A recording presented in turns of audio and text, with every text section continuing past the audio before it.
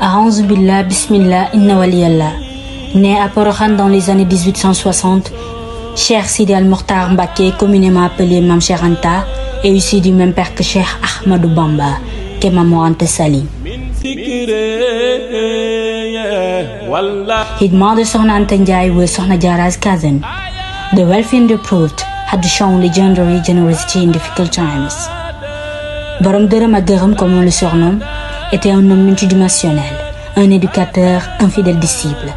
Il vouait une obéissance totale à son frère et respectait à la lettre ses recommandations. ba tax na ci atum 1902 bis bi Maam Borom Touba jógee ci géej gi ku ne bëggoon ngaa doon borom gaawaan ndax bi mu agsee daf ne wol leen ma Cheikh Anta mu ñëw. Xaadimu Rasul ne ko Cheikh waat naa wàcc naa képp ku ànd ak ñun teg si ne ko foo ma dégg dama faa jaar waane Daaru Salaam laa jëm si moo tax it ngan nga sa Daaru Salaam amul ngan gu ni mel.